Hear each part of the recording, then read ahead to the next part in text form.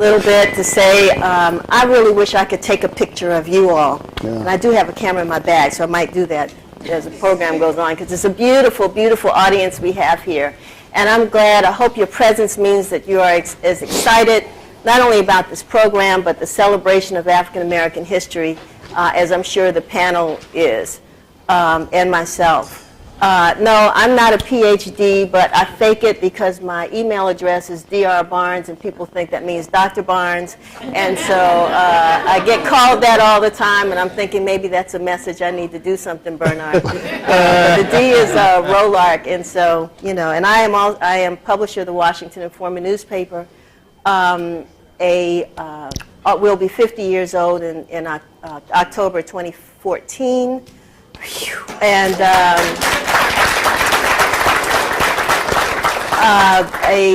we've held our accounts at National Bank of Washington, from there to Riggs, from there to PNC. So we've just followed the contract, or followed the wherever it went, that's where we went. So I'm glad to be a PNC customer and have some folks here who have worked with us over the years. I appreciate all that PNC does in the community. I also wanted to just take a note, because we didn't get a chance to acknowledge them, but I met 4 students here from Howard University. Their coordinators here with us, Ms. Karen Nash. But if the Howard University students that you all sponsor, PNC sponsors, would you all just please stand so we can acknowledge you, those Howard University students? Yes.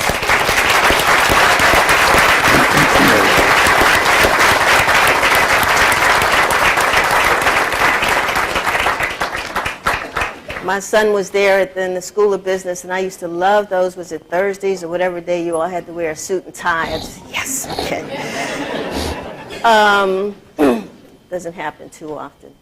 And second, sort of lastly, in preliminary remarks, I just want to say, yeah, Congresswoman Norton's not here with us today, and hopefully she is doing something that will help us all out. But part of this conversation was going to be about the fact that, as our representative to Congress, she does not have a vote. So whatever they decide, we are not a part of that conversation in as equal a role as everybody else in this country. And that's something that we should not be satisfied with, and we need to make sure changes. So that leads us into our conversation. And I'd like to start now with you, Mary Beth, because you're going to take us back to the Emancipation Proclamation and to the era in which the District of Columbia had a very rich history. And I want you to begin with your comments for about 5 or 6 minutes. Hi, everybody. I've never actually sat up here on the stage, and this is the first time I've had a chance to take a look at this auditorium from this perspective. And I actually thought your rendition of the anthem was just beautiful. And Denise is certainly right that we should really have a photograph of everybody here to just for posterity. So I hope you get that, Sonia.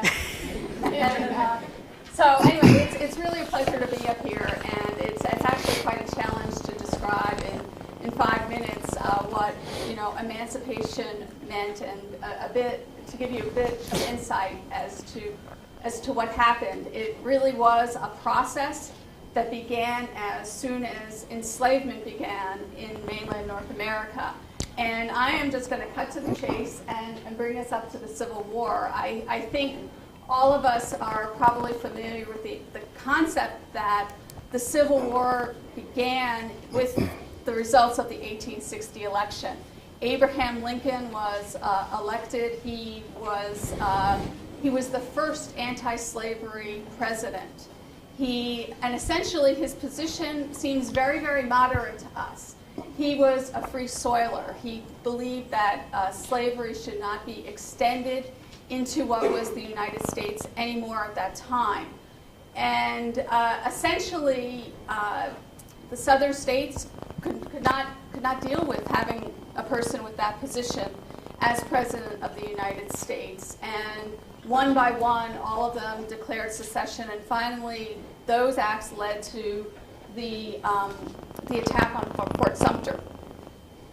And if the Southern Senate, that the Southerners saw the significance of Lincoln's election, I think the enslaved people, 3 million of them at this time, understood what the significance of Lincoln's election meant and what the significance of Fort Sumter was. Throughout the South, enslaved people took advantage of the confusion. In many cases, their masters were leaving for war, leaving their mistresses and the rest of their households behind. In many places, as the Union Army advanced, they took advantage of the confusion that was created, and in some cases, the sympathies of the soldiers who were there. So that gave them an opportunity to escape. And on top of that, the advancement of the Union armies created an opportunity to find other work. So they took advantage of that. And I should say that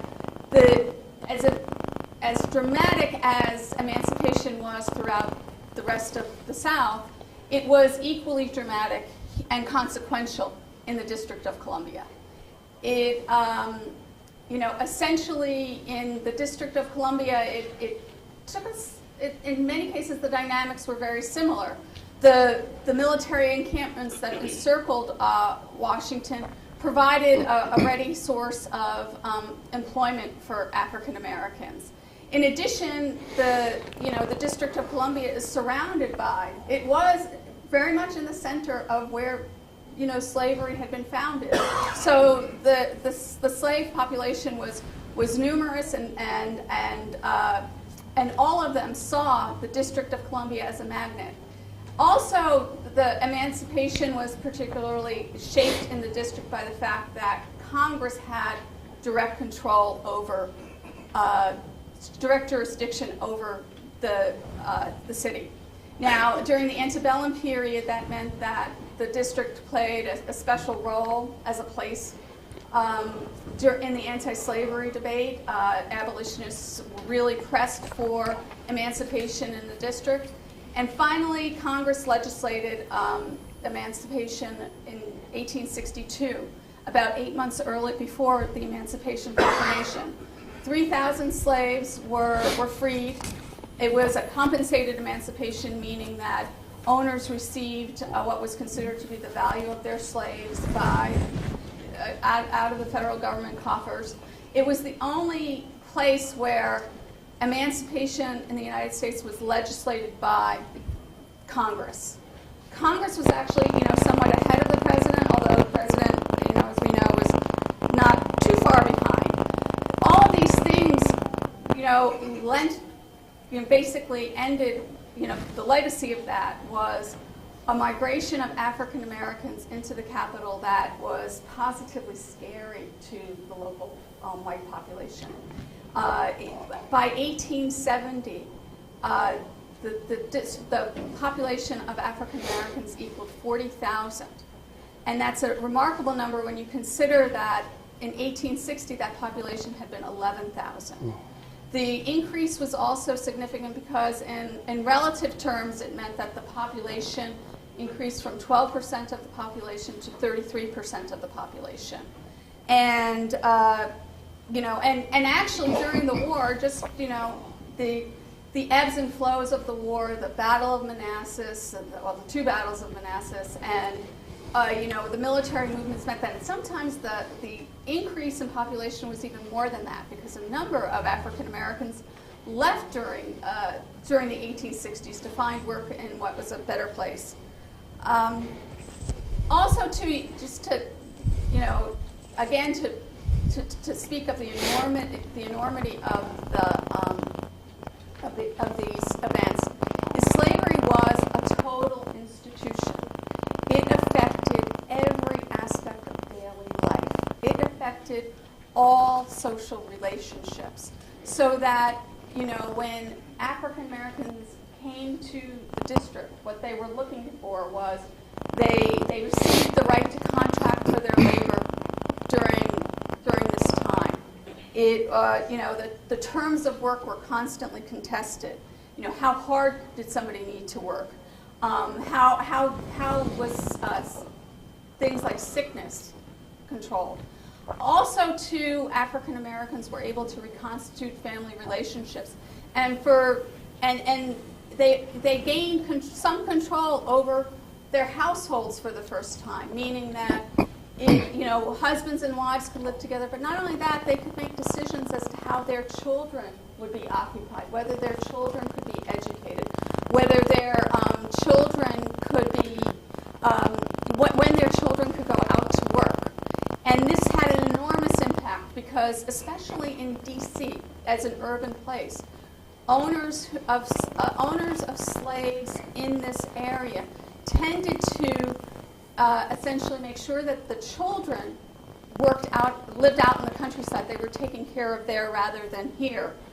Also, too, there were questions related to dependency, and this was a favorite of Northern reformers because Northern reformers, essentially argued that among the evils of slavery was that people didn't develop self-reliance because owners provided for their slaves in times of sickness. Owners provided for the slaves regardless of whether they were lazy or not. So an argument came to the head as to what you should do about people who were sick, people who were impoverished. And some Northern reformers had very, very rigid ideas of who was deserving for relief. Other Northern reformers were far more magnanimous. They gave blankets. They looked for shelter. They offered food and assistance to people regardless of their behavior. And also significantly, African Americans were able to press for the ideals that are expressed in the Declaration of Independence through the political system. One of the things that to me is most striking and thing in Washington is that African Americans pressed for the right to assemble in the congressional galleries. This is, if you can imagine, a key points of congressional debates concerning matters related to the District of Columbia. African Americans filled the galleries. And this is more than symbolic. It meant too that they were trying to influence the senators and congressional representatives who were on the floor. So and this is rather dramatic, and they succeeded in essentially pressing for an openness in public accommodations, in streetcars, that is unparalleled anywhere at this time. They also succeeded in getting the right to vote, despite the fact that almost no one living in Washington or Georgetown at that time among the white population supported this. So essentially, this creates a dynamic, and there's a movement among white reformers that really begins to show its results in the early 1870s, where the district government becomes less and less democratic. The mayors are replaced first by a board of public works, and then ultimately by a commission government. And the commission government is a group. The commissioners were a group of presidentially appointed officers who oversaw the affairs of the district government. And there's a good conversation as to how much this is about making it about efficiency, but there is almost no doubt that in large part this disfranchisement of the entire population of the District of Columbia was palatable because it also meant that the political problem of having African Americans share in this voice was solved by that. So we're going to be discussing the legacy of this brilliant moment where, in Washington, where the promise of emancipation seemed so bright, nowhere did it crash as quickly as in Washington. So we're going to be discussing that legacy today. Thank you, Mary Beth.